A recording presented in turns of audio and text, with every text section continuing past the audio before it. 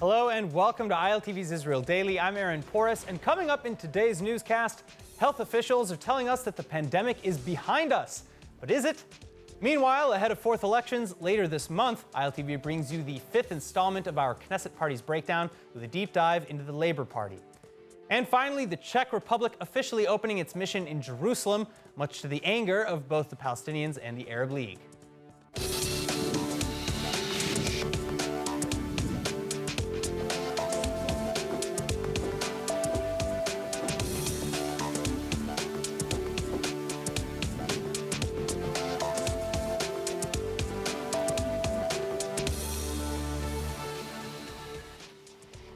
Good news, getting better. Israeli health officials saying that the coronavirus situation in Israel is the most hopeful it's been since the beginning of the pandemic. The coronavirus is officially behind us, here to stay, but at least under control.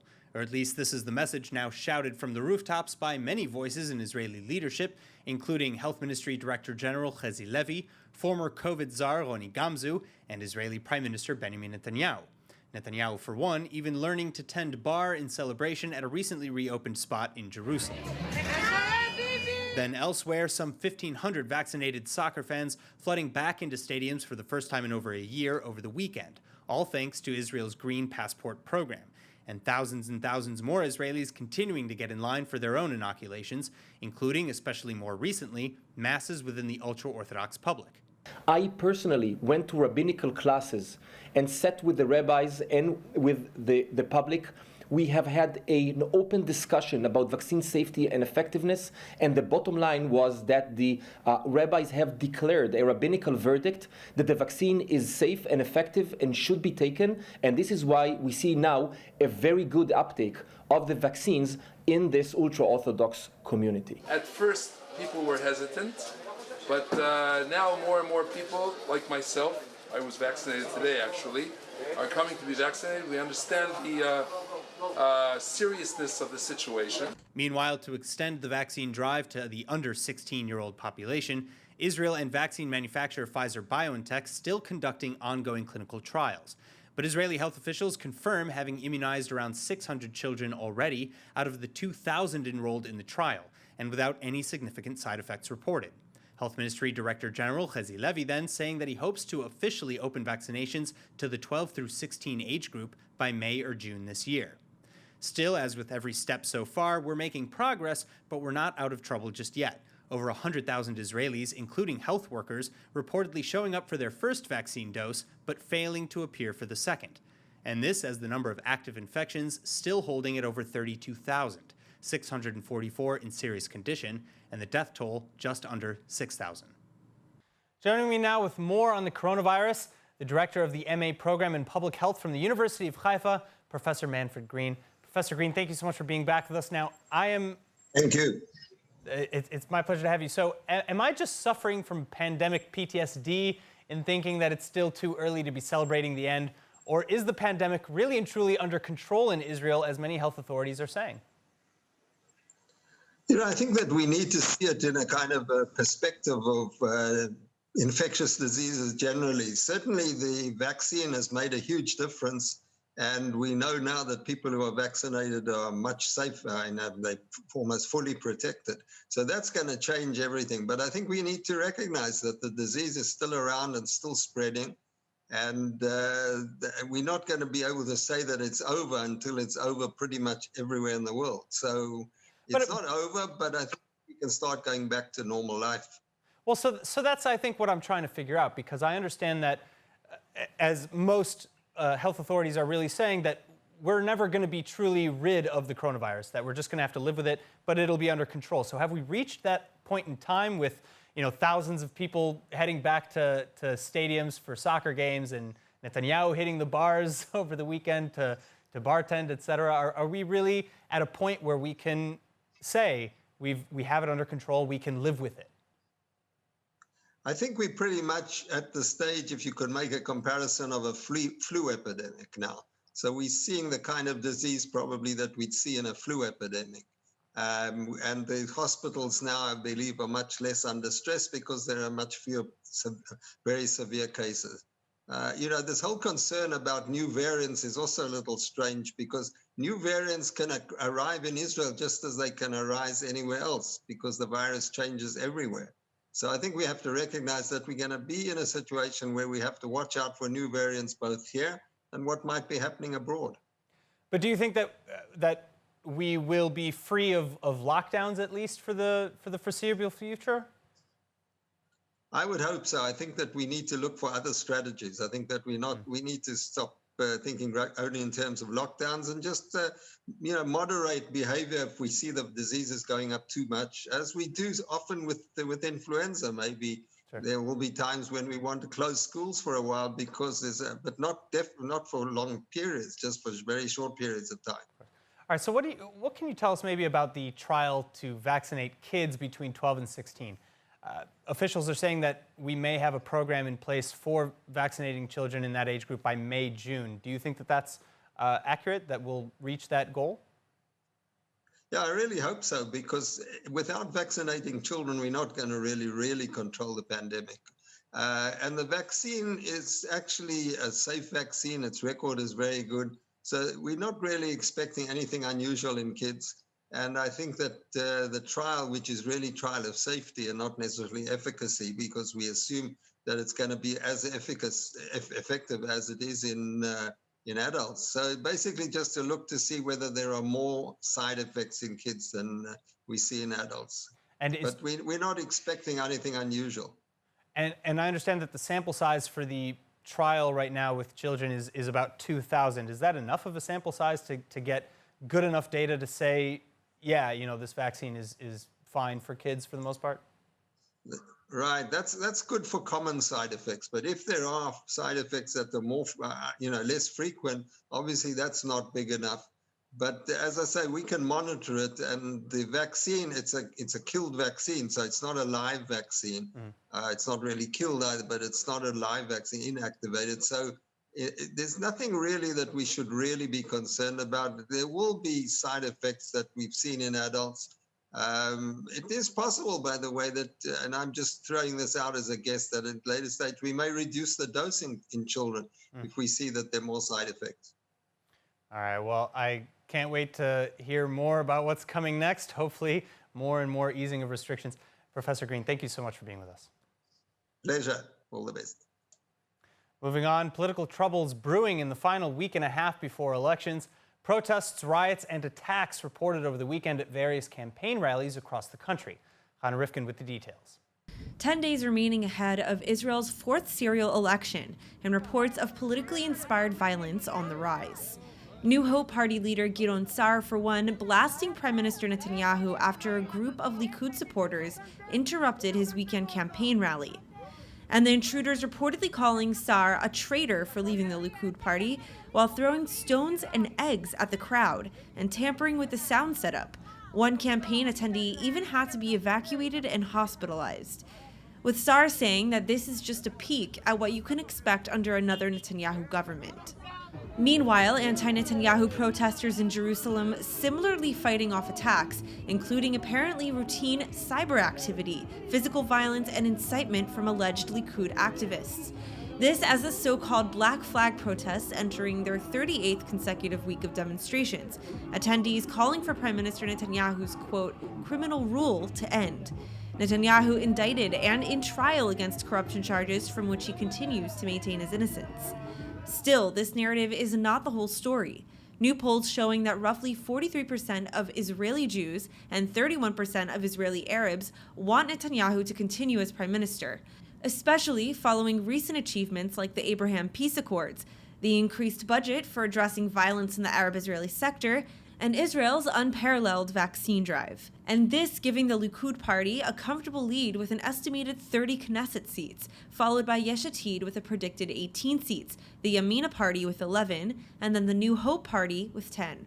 That said, the path to a coalition still hazy, the right-wing bloc barely managing to reach the required 61-seat majority, and only with both the extreme right Otzma Yehudit as well as Naftali Bennett's Yamina party, with Bennett, for one, remaining hesitant to join Netanyahu without serious preconditions.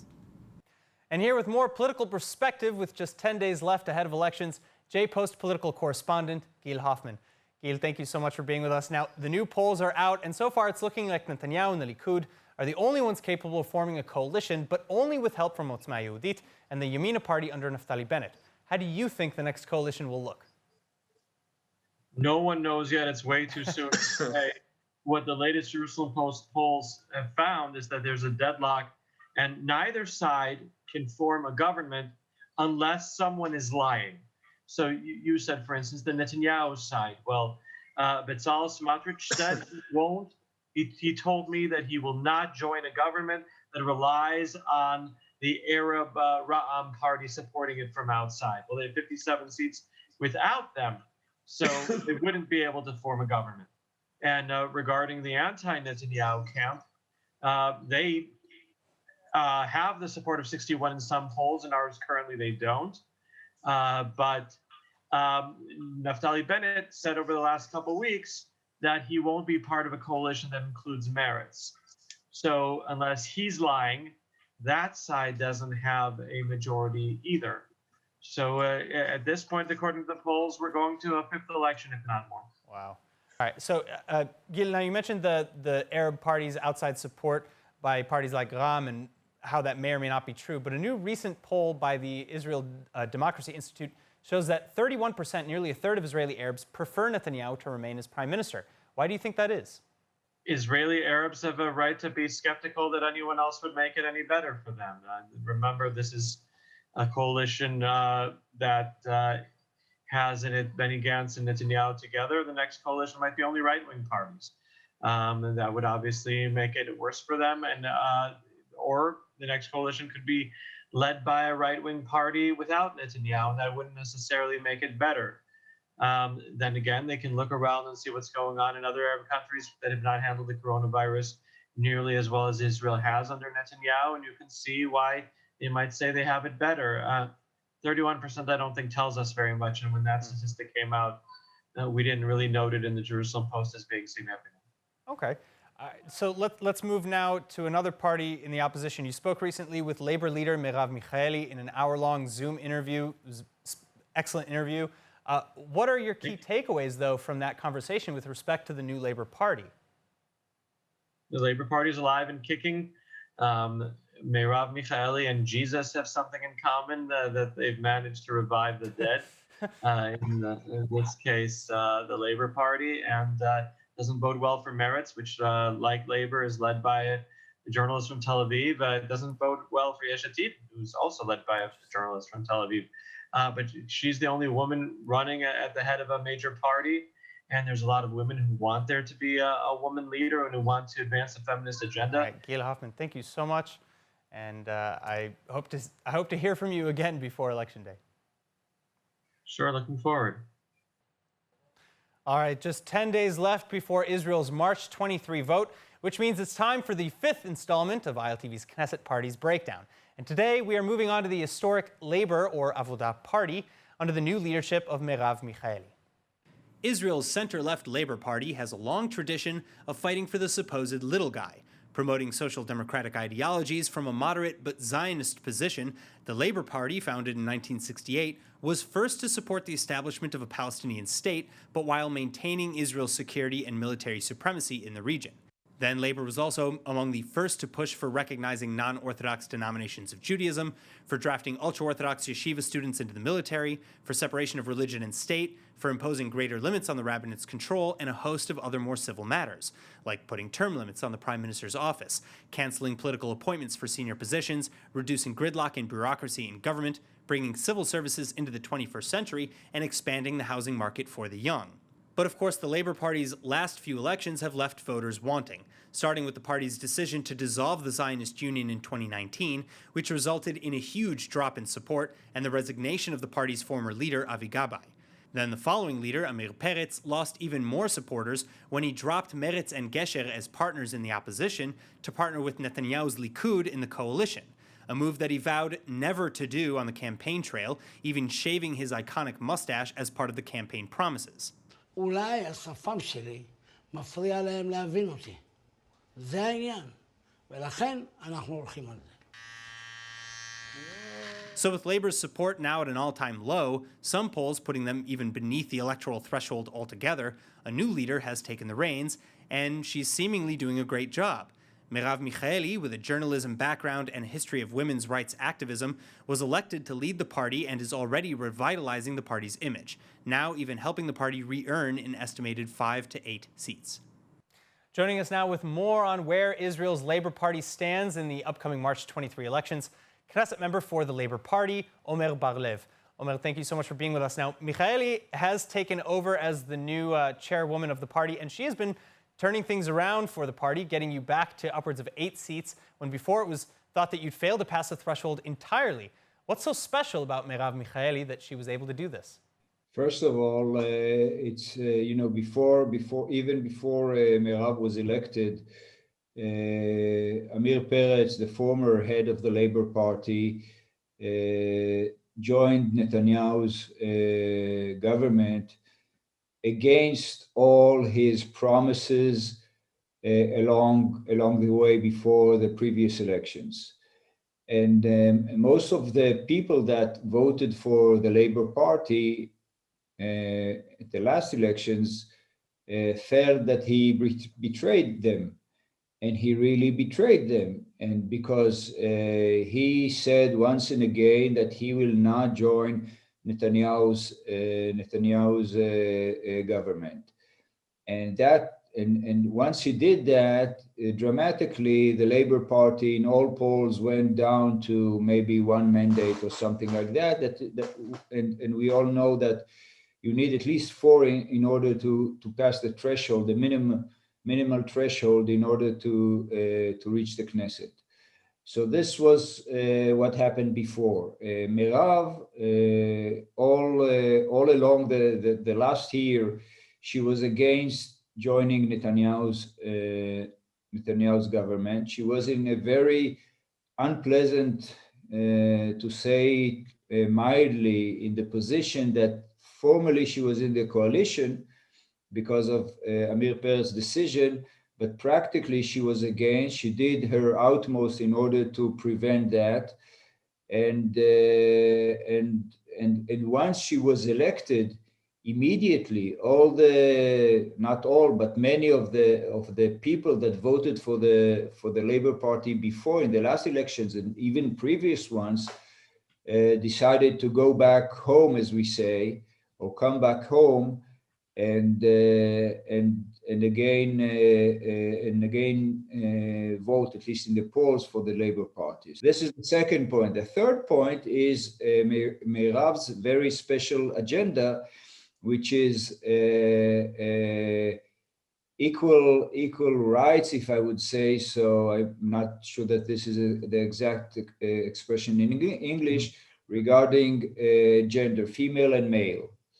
And the outcome of it, that many women, Israeli citizens, women, decided to go after Merav because they believe in her agenda, and they believe that she will fight for what she says, and not once will be in the coalition, she will, or after the next week, she will change her mind or her whatever and do something else. All right, now, aside from not sitting then with Netanyahu and supporting women's equal rights, it's been reported that the Labor Party will likely push for Lapid to be prime minister from Yesh Atid. What about Saar and Bennett, and who else will be in that coalition? First of all, we did not declare who we are supporting right now. We will wait for the elections, and after that, we will decide who has the best probability to replace Netanyahu. It seems that it will be Lapid, and of course Lapid is closer to us than Saar and Bennett. But we didn't, not Merav, neither me, we didn't declare it formally.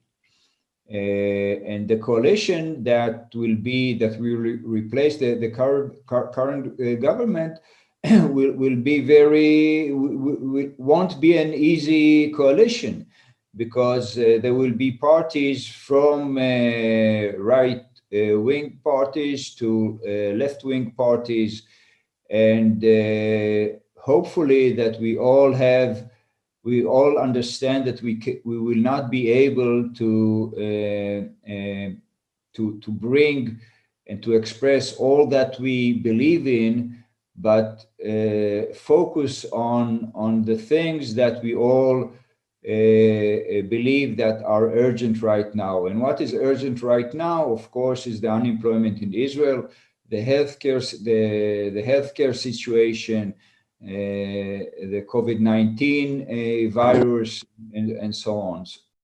All right, Knesset member Omer Baglev, thank you so much for being with us and for sharing your insights on the Labor Party. Thank you very much.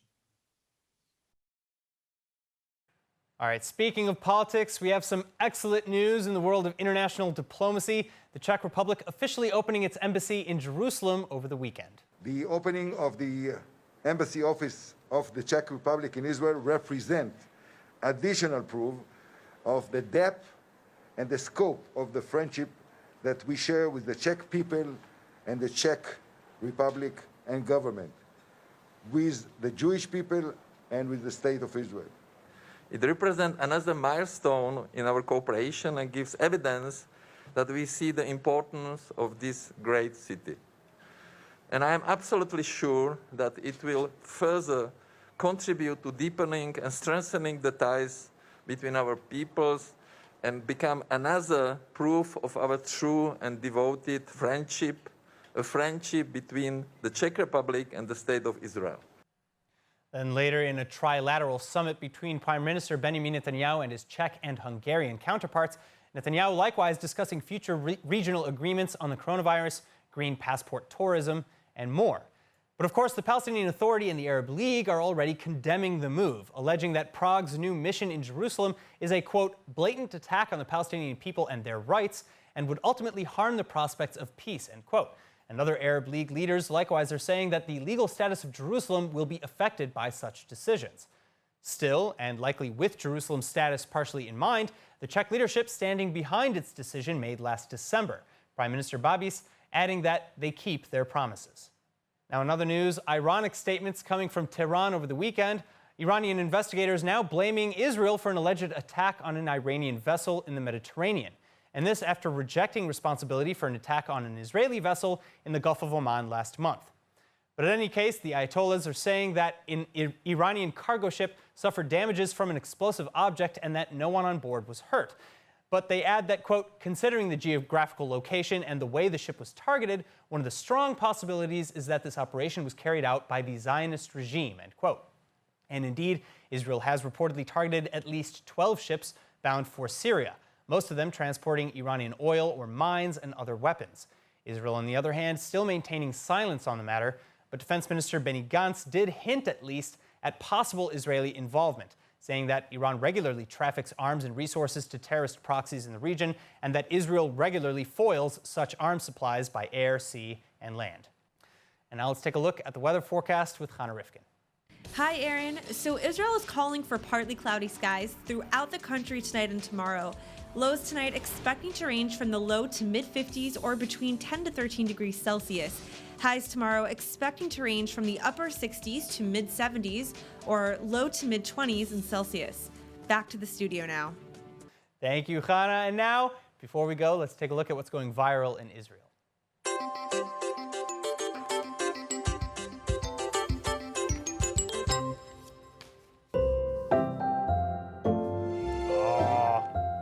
I know some people don't like bats, but I love them. Look at how weird and cute it is at the same time.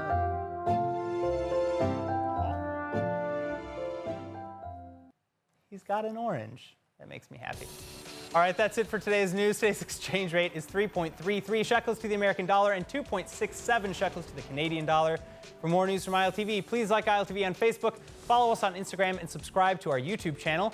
And don't forget to visit the all-new and improved ILTV website at iltv.tv and subscribe to our newsletter for the latest updates while you're there. I'm Aaron Porras. Stay healthy. Thank you so much for watching.